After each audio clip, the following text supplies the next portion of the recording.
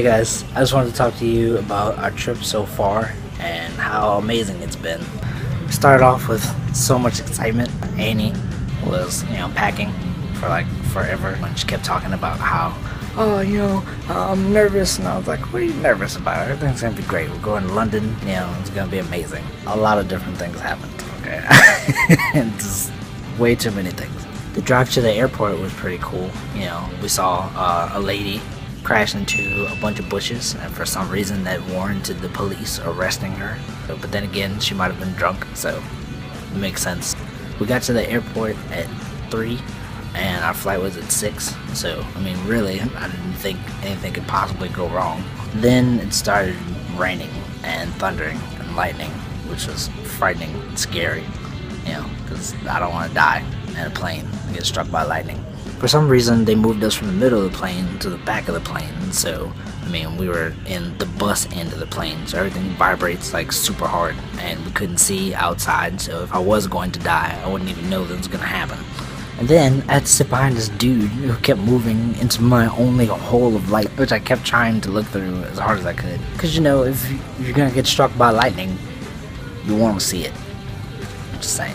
The problem was, when we were going to land, it was 10 minutes after they started boarding for our next flight. They started boarding at 8:30, we were landing at 8:45, and the plane leaves at 9:31. So I thought, okay, well, if we can get off of this plane quickly, hopefully, then we'll be able to, just run over to where our flight is. But we got delayed by like 20 minutes because of the rain. Eventually, as people got on the plane extremely slowly, we took off, and I think we had maybe a 25-minute delay. When we got there at 9, all of a sudden 3 planes tried to park in one spot, and our pilot informed us that they didn't know where they were going, and we needed to wait for them to get there, which is weird. Turns out parking in an airplane is strangely similar to parking in a car. Who knew? Hashtag relatable. So, when we landed, the pilot asked that everybody who didn't have an immediate flight remain seated so the people who had connecting flights that were late would get up and be able to leave.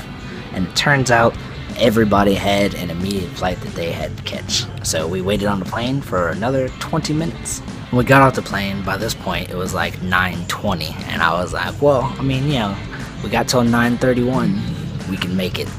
Then we found out that we had to go on a train of some sort and pretty much go almost 2 miles to the other side of the airport. While we were there, we were asked by a drug addict what's the best place to smoke, and she was informed by a security guard that she should follow us. So me, Annie, and our drug addict friend quietly waited on the train until we got to the other side of the airport.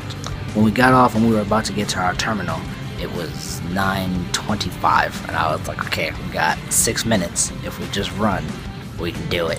I was forced to carry all of the luggage. All of the luggage. I had to carry all of it.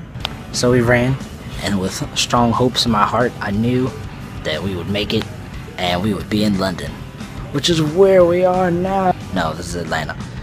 We got to watch our plane drive away, which was fun and metaphorical for life.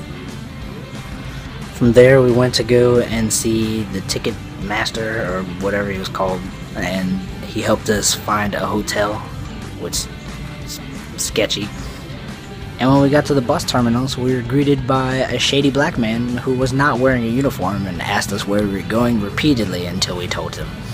He took us to our hotel, and by this point it was like 10:30. Tired from an exhausting day trying to get to London, we walked up to our door, and the card doesn't work. Tried it like a billion times. So eventually Annie took care of that, and then we ended up inside of our room, and it was pretty nice. The Ticketmaster gave us some kind of weird survival kit. Inside of this survival kit were all sorts of things that I need to survive when I am locked inside of an airport overnight, just in case they don't give us a hotel. Believe it or not, this is not the first time this has happened to me. On one of the times that I was going back to Savannah for school, my plane ended up landing when my connecting flight was leaving, and it took off without me. I met this dude named Gerald Marchand, and he was super cool, and his mom was some kind of senator or something, and she found us a hotel. The weird thing about it was when I went to the Ticketmaster or whatever her name is, I don't know what she's called, I'm sorry, and I told her about my situation, she could not care. She was just like, well, sorry. And I was like, well, I mean, what am I gonna do? I don't have a hotel. And she was like, you can sit over there in those chairs. And I was like, but my flight is tomorrow at 5. And she was like, next. Anyway, so then we woke up this morning and found out that we had to leave by 11, which I don't know why we didn't know. We should have known that we had to leave at 11, but for some reason we both thought we would be inside of the hotel until 3, and then we would catch our flight, which is at 5 p.m. So we drove to the other side of the airport, which took like 10 minutes, and we had to get on the interstate, which was weird. So eventually we'll get to London. So I want to make sure that you guys have a chance to see everything firsthand, since the first time when I went to Japan, everybody asked me for pictures and I came back with like 6. So now you guys can follow our video adventure, and yeah, just follow it.